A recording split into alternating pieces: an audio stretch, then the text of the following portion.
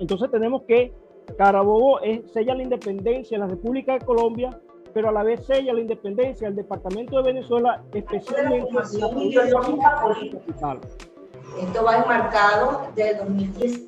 Es una reedición, decimos que es una reedición de la campaña de la Nueva Granada, porque Bolívar, la campaña de la Nueva Granada es prácticamente catapultado al altar que lo va a denominar como el padre de la patria. De hecho, el calificativo, el padre de la patria, nace con Bolívar cuando libera, en este caso, a la Nueva Granada con la campaña de Boyacá y la conquista, en este caso, de Bogotá, ¿no?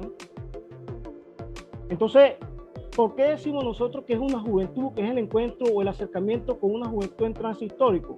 Bueno, precisamente porque Bolívar, cuando despliega la campaña del centro, que es la que le va a conducir posteriormente a Carabobo, cuenta con 35 años.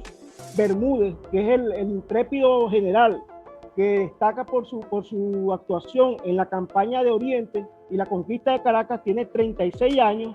Urdaneta, que viene de Maracaibo con 30 años, Páez con 28 años, Sucre 23 años, el general Morillo con 40 años y el general Miguel de la Torre con 32 años. Posteriormente, con el encuentro de Carabobo, los mismos comandantes tienen 38 años, 39 años, 33 años, 31, 26, 43 y 45 años respectivamente. Es decir, que podríamos estar hablando de personas que, si nosotros lo traemos o lo extrapolamos a la actualidad, prácticamente serían contemporáneos con nosotros para el momento en que ellos realizan la gesta independentista.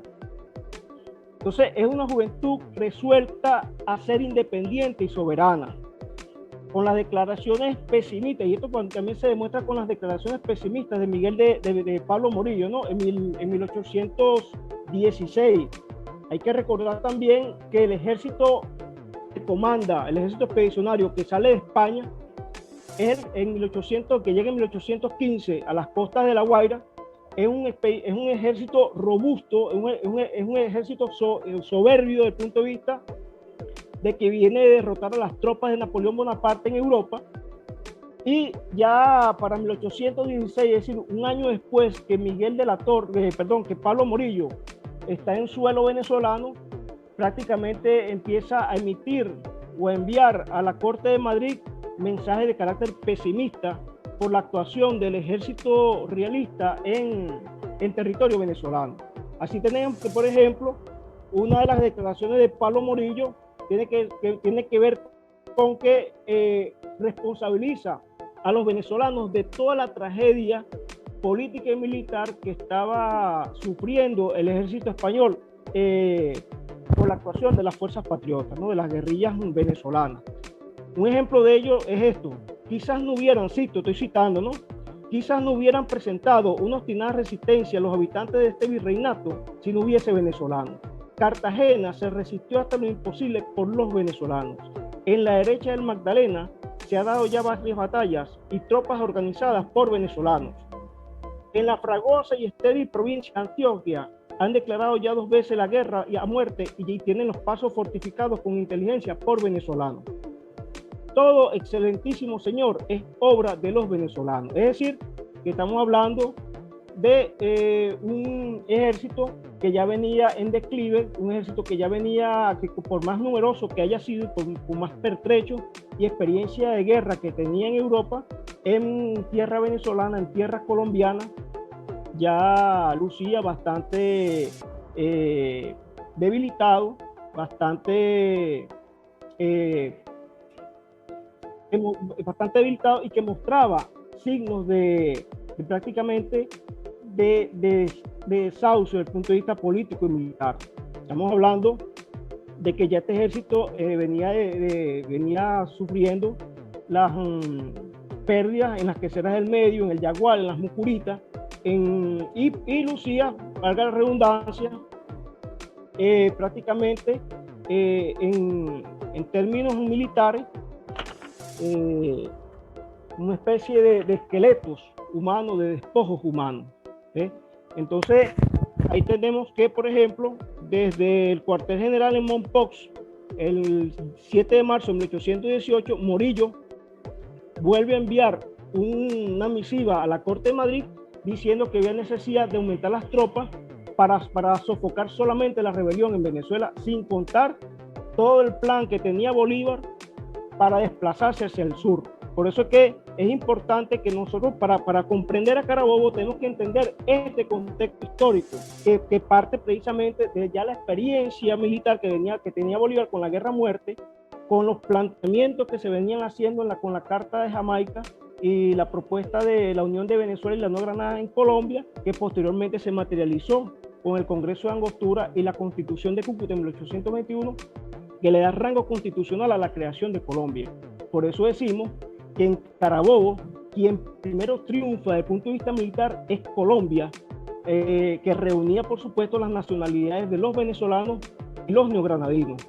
Esto no tiene por qué ofendernos, porque precisamente quien dirigió ese gran ejército libertador fue un colombiano nacido en tierra venezolana y principalmente en Caracas, como fue el libertador Simón Bolívar. Eso es importante que lo tomemos en cuenta, que lo tengamos en cuenta para el análisis del tema. La segunda valoración que yo hago, o que hacemos de este tema, tiene que ver con el bicentenario de Carabobo y la juventud, una lección histórica de independencia, soberanía y lealtad. ¿Por qué decimos esto? Porque cuando ya se despliega la campaña del centro, y se alternan las victorias y las derrotas del ejército libertador y el ejército español, hubo dos incidentes que yo tomo en cuenta para darle la valoración del punto de vista de que ya los venezolanos y los colombianos se asumían como venezolanos. Es decir, se había desechado aquella ilusión de que éramos súbditos de la monarquía española y estábamos resueltos a dar un gobierno autónomo, un gobierno independiente, un gobierno con características soberanas y constitucionales. El primer incidente que tomamos en cuenta es una declaración o un intercambio epistolar o de cartas entre Pablo Morillo y Pedro Saraza, ¿no? Pablo Morillo le envía una carta a Pedro Saraza en 1818, donde le solicita por favor que se apegue a las banderas del rey, es decir, le pide de manera grosera, de manera insolente, que abandone la causa republicana y se alíe a la causa realista para pacificar a Venezuela, ¿no? De hecho, él se lo dice en estos términos, ¿no? Yo me alegraré infinito que usted de buena fe abrace el partido del rey y que contribuya a la pacificación de Venezuela como buen vasallo de su majestad. A esta declaración insolente de Pablo Morillo le responde el general Pedro Saraza: me confundo al pensar qué causas han podido persuadir a usted a que yo fuese capaz de hacer traición a mi deber, a mi honor y a mi patria. Pasando a las degradadas banderas de Fernando, cuanto más medito en la vilantez de usted, tanto más me confundo sin saber a qué atribuir la mancha que usted ha querido imprimir a mi nombre, pretendiendo atraerme al partido de su rey. Es decir, ya había una convicción revolucionaria, había una convicción de independencia, había una convicción de patria, había un sentimiento de patria soberana, de patria independiente, y que por supuesto estos venezolanos de esa época, estos colombianos de esa época, estaban dispuestos a conquistar ese anhelo de independencia, soberanía que se habían dado desde los primeros inicios constitucionales en 1811 y que posteriormente cayó con la penosa capitulación de 1812. Entonces, el otro incidente es el incidente, por supuesto, que tuvo Bolívar con John Batista Irving, el agente estadounidense, por la cuestión de la detención que hizo el gobierno republicano, las goletas Tigris y Libertad. Esto es importante que lo tengamos en cuenta porque también es otro elemento que tenemos para que en el caso de Bolívar tiene su definición política de lo que es la patria, ¿no? Incluso de lo que es el gobierno, porque primero que Estados Unidos, Bolívar echa por tierra, en ese intercambio epistolar, echa por tierra esa creencia o esa osada interpretación de algunos pseudo líderes políticos de la actualidad, de algunos historiadores incluso, y algunos mandatarios incluso desde el punto de vista de lo que es el continente, de decir que Estados Unidos contribuyó a la independencia suramericana. Este intercambio epistolar de Bolívar con Irving echa por tierra esa creencia, porque de hecho Bolívar critica la actitud de Estados Unidos con respecto a la causa republicana, a la causa suramericana. Estados Unidos promulgó una cantidad de leyes que negaban la asistencia de ciudadanos estadounidenses a los patriotas suramericanos, ¿no? Y por el contrario, impulsaba el asedio de España en contra de la republicana. Bolívar da término a este asunto con Domingo Irving diciéndole lo siguiente, ¿no? Cito: parece que el intento de usted es forzarme a que reciproque los insultos. No lo haré, pero sí protesto a usted que no permitiré ese ultraje ni desprecie al gobierno y a los derechos de Venezuela. Defendiéndolos contra España, ha desaparecido una gran parte de nuestra población y el resto que queda ansía por merecer igual suerte. Lo mismo es para Venezuela combatir contra España que contra el mundo entero si el mundo entero lo ofende. Entonces, ese combatir contra España o contra el mundo entero, si el mundo entero lo ofende, se materializó en Carabobo. Los venezolanos de la época de Bolívar, de Páez, de Ambrosio Plaza, de Cedeño, de Monagas, de Arismendi, de Santiago de Mariño, estaban resueltos a defender a los derechos de Venezuela contra España, contra el mundo entero, si el mundo entero se interponía en los anhelos de libertad, independencia y soberanía, ¿no? Aquí hacemos un paréntesis porque no todo el mundo en esa época, no todo el patriciado civil tenía claro el tema de la independencia, incluso de la misma libertad. No se puede hablar de independencia, libertad ni emancipación al mismo tiempo, porque también tenemos que recordar que el sector, la élite política o el patriciado civil que lleva a cabo la independencia de Venezuela y de la América hispana son élites criollas que estaban beneficiadas del régimen colonial, eran hacendados, dueños de esclavos. Muchos de ellos estaban en contra de la liberación de la esclavitud.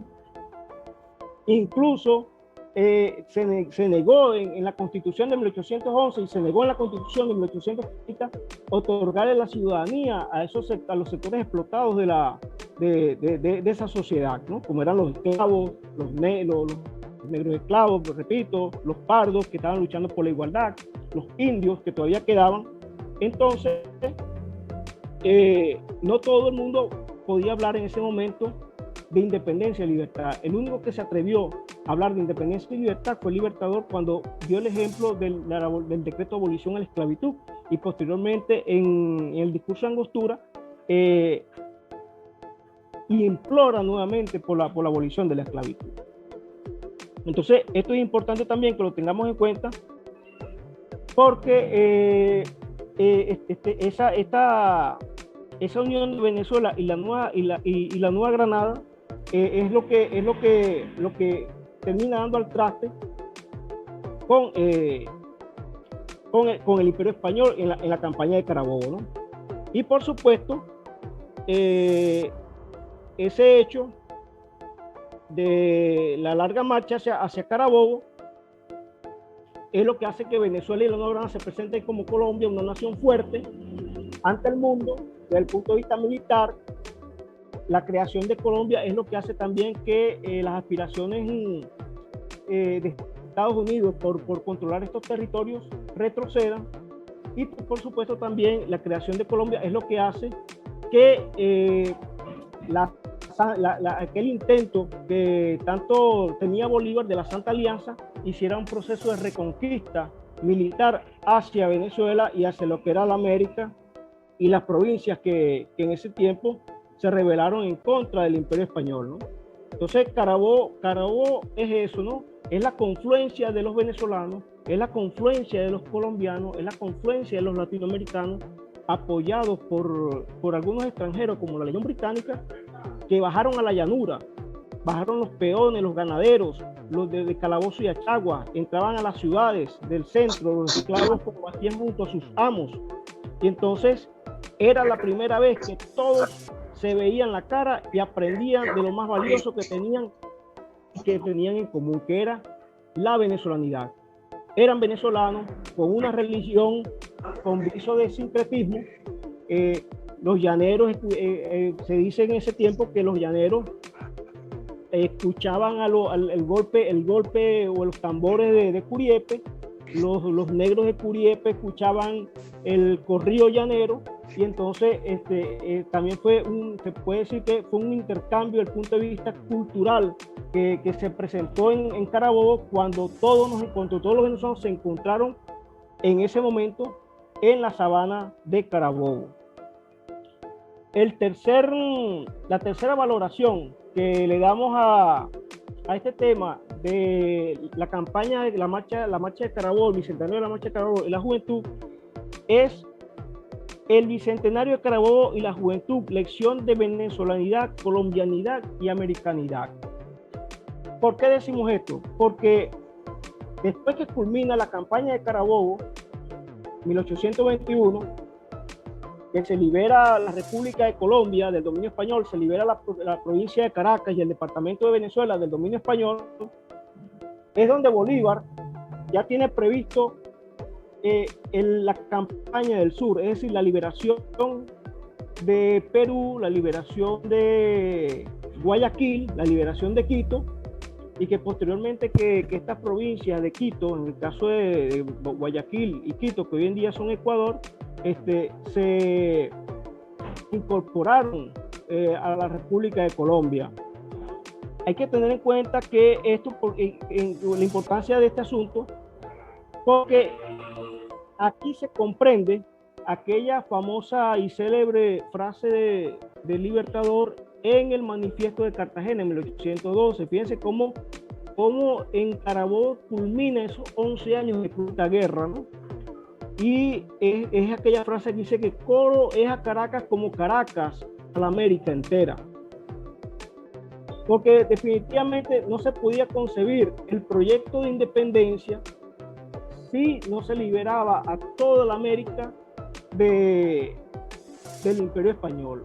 El objetivo de Bolívar era acabar con cualquier presencia española en territorio americano. Y eso se propuso, pues, que de la victoria de Carabobo y que emprendió el camino hacia el sur. Entonces, de Boyacá se comprendió esa frase, repito, de que Caracas, Coro a Caracas como Caracas América entera, es el concepto de la patria grande, es el concepto de que no es la patria local, no son.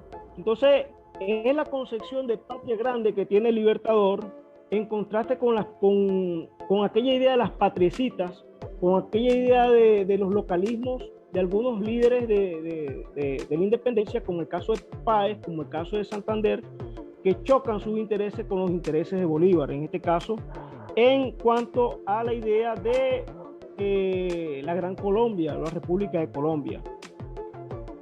Colombia, por supuesto, es una hechura de venezolanos, y así lo dice el Libertador, pues, en el sentido de que todo lo que se hizo en Carabobo se planificó, tuvo una planificación estratégica que partió desde 1816 a 1818 con la campaña del centro, ¿no? Todas esas experiencias de victoria y derrota fueron acumuladas por el Libertador, y él las materializa en Carabobo, incluso cuando él se refiere al armisticio, ¿no? El armisticio también es importante que lo tengamos en cuenta, porque Bolívar dice, le confiesa, según palabras del Perú de la Cruz, en el diario de un,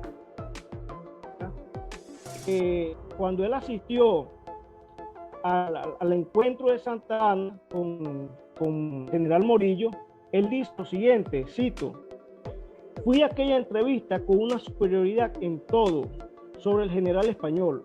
Fui además armado de cabeza a pies con mi política y mi diplomacia, bien encubiertos, con una grande apariencia de franqueza, de confianza y de amistad. Pues es bien sabido que tampoco ninguno de aquellos sentimientos pudo inspirarme en una entrevista de algunas horas.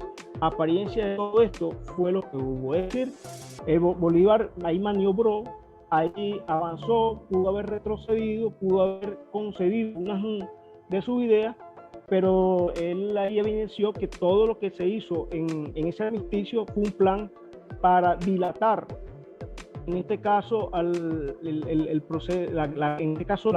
enfrentamiento armado, de tal manera que le diera tiempo para recomponer fuerzas y avanzar sobre el ejército español, ¿no? Incluso esa misma estrategia la empleó Bolívar cuando Maracaibo, el 28 de enero de 1821, se pronuncia a favor de la causa republicana, ¿no? Y solicita la protección de Colombia. Esto es importante porque el pronunciamiento maravino pudo haber acelerado lo que llaman el reencuentro de hostilidades, pudo haber acelerado un ataque del ejército español sobre Maracaibo o contra cualquier plaza del ejército republicano, y ahí Bolívar también, pero en este caso a través de intercambios epistolares, se refiere a Miguel de la Torre como eventos aislados, como eventos que él no quiere que sucedan. Bolívar asusaba a los patriotas a que avanzaran en la declaración de independencia de Maracaibo. Entonces, esto también es importante que lo tomen en cuenta, porque ya Bolívar ya había diseñado desde 1821 o antes de 1821 aquella campaña de distracción que fue la campaña de Occidente liderada por Urdaneta y la campaña de Oriente liderada por José Francisco Bermúdez, que fue la conquista de Caracas. La conquista de Caracas fue clave porque permitió la división del ejército realista, porque en este caso Miguel de la Torre envió a Francisco Tomás Morales a hacerle frente a la campaña de diversión que tenía Bermúdez en el centro del país, en Caracas, y eso facilitó en este caso la división del ejército español y por supuesto situación que aprovechó el Libertador para avanzar de San Carlos hacia Carabobo y tomar en este caso el puesto de Buenavista, el puesto de Buenavista, del cual él dirigió todas las operaciones que después concluyeron con el enfrentamiento definitivo de Carabobo en 1821.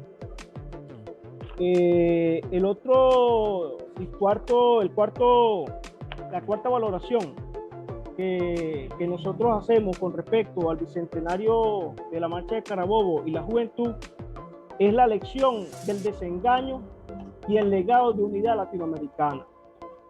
¿Por qué denominamos lección del desengaño después de Carabobo? Porque el único prácticamente, o eran pocos, los patriotas que en este caso albergaban un sentimiento de unidad latinoamericana, ¿no? En este caso de la patria grande. Tenemos entonces que después de Carabobo, con todo el esfuerzo que hizo el Libertador con la anfictionía de Panamá en 1826, que cuando convocó al Congreso Anfictiónico de Panamá para fortalecer la unidad latinoamericana, la unidad caribeña, para hacer frente a las tentativas expansionistas de Estados Unidos. Siempre tuvo tentativas expansionistas sobre México, sobre Cuba, sobre parte de Sudamérica. De hecho, hay extractos de afirmaciones de Thomas Jefferson, que decía que ellos esperaban que un signo de debilidad por parte de España y un signo de rebeldía y también a la vez de debilidad de los pueblos suramericanos, para que ellos avanzaran sobre estos pueblos y anexarlos a territorio norteamericano. Entonces, esto es importante que lo tengamos en cuenta, porque Bolívar, con la anfictionía de Panamá, buscaba también enfrentar esa amenaza de Estados Unidos buscaba también de enfrentar la amenaza que todavía latía sobre estas tierras con la Santa Alianza Europea. Y entonces, pero surgieron lo que llaman el sentimiento de patriotistas, ¿no? De los caudillos nacionales, los caudillos regionales, los caudillos gamonales o locales, que no entendieron el magno proyecto colombiano. Esto es importante que lo tengamos en cuenta porque al proyecto colombiano que venía surgiendo en 1819, 1821, posteriormente, después de la campaña de Carabobo, antepusieron fenómenos como la cosiata, el magnicidio septembrista, las aspiraciones secesionistas, y por supuesto dijeron que Colombia era una república imposible e hicieron del Libertador ese ciudadano imposible que obstaculizaba sus aspiraciones localistas. Entonces, de la campaña de Carabobo, ¿qué quedó? Quedó el signo de la corrupción colombiana, que tiene su antecedente directo en la administración colonial, que también era una administración corrupta. Y entonces, pero no se avanzó más de allí, pues. Es decir, en Carabobo lo único que se consolida es la independencia, el único proyecto que se consolida con Carabobo es la independencia, más no se avanzó hacia un proyecto de mayor alcance de carácter económico que trastocara el antiguo orden colonial. De hecho, cuando la República llega en 1830, ya dividida, ya fraccionada en cada una de estas patricitas, de estas republiquitas, persistió la esclavitud. Para que pudiera Venezuela, en el caso venezolano, sustraerse la esclavitud, abolir la esclavitud, tuvieron que pasar, bueno, tenemos que contar desde o restar a 1854 a 1821. Tuvieron que pasar más de 30 años, aproximadamente 33 años tuvo que pasar para que Venezuela aboliera la esclavitud con aquel decreto de José Gregorio Monaga. Entonces, son elementos que también tenemos que tomar en cuenta, ¿no? Porque una cosa, ya habíamos dicho que era un proyecto de independencia, que era lo que buscaban los mantuanos, y otra cosa es el proyecto emancipatorio, que estaban personajes como Simón Bolívar, que tenían bien claro que la causa de la independencia tenía que tener un apoyo popular, pero ese apoyo popular tenía que estar reivindicado por cambios profundos en materia económica y en materia social. ¿Sí? Cuestión que lamentablemente Bolívar no logró, ni con Carabobo, ni después de Carabobo.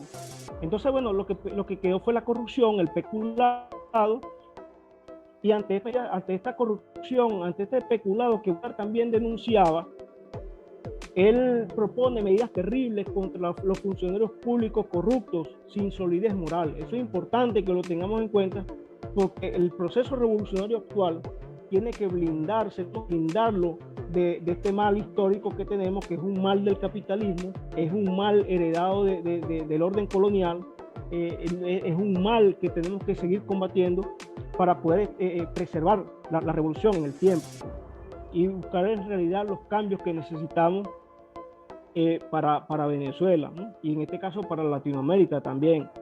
Entonces, en este caso Bolívar propone medidas terribles contra los funcionarios, porque él decía que estos funcionarios desangraban a sus conciudadanos, desangraban el erario público nacional, y que por lo tanto no había otra medida, así sonara cruel, que aplicarles la pena capital. Entonces decíamos que el legado y compromiso que queda de Carabobo, de la campaña de Carabobo, de la campaña de todo ese contexto histórico que surgió antes, durante y después de Carabobo, es un legado de compromiso y de la necesidad histórica que tenemos los venezolanos, que tenemos los latinoamericanos, por reemprender el camino hacia la unión latinoamericana o la unidad latinoamericana. Esto porque si en aquella época nos estábamos enfrentando a potencias que amenazaban la independencia recién obtenida y la soberanía recién obtenida, hoy en día es más importante y es más necesario que nosotros nos mantengamos unidos como pueblos, es necesario que nos mantengamos unidos como pueblos de Latinoamérica, porque evidentemente que seguimos enfrentando la amenaza de enemigos comunes como Estados Unidos y la Unión Europea en la actualidad, ¿no? En aquella época era la Santa Alianza de algunas potencias de Europa. Y entonces culmino diciendo esta cuarta valoración de que palabras del intelectual venezolano Arturo Uslar Pietri, quien decía que o realizamos el proyecto bolivariano o nos resignamos al papel de comparsa en el drama del mundo. Es cuestión que tenemos que decidir los venezolanos y no seguir y que no caigamos en ese mal ejemplo de países como Argentina, como Brasil, como Colombia, como Perú, cuyos gobiernos actuales, o en este caso los gobiernos que recientemente salieron del poder, en el caso de Argentina, lo que le siguieron fue la comparsa a Estados Unidos, y por lo tanto es aquí donde uno extrapola las enseñanzas de la historia, las enseñanzas de Carabobo, las enseñanzas de la Gran Colombia sobre la necesidad de la revolución bolivariana en la actualidad recomponga la correlación de fuerzas desde el punto de vista geopolítico, relancemos herramientas geopolíticas como la CELAC, relancemos herramientas geopolíticas como la UNASUR y definitivamente reemprendamos el camino bolivariano hacia la unidad latinoamericana y caribeña.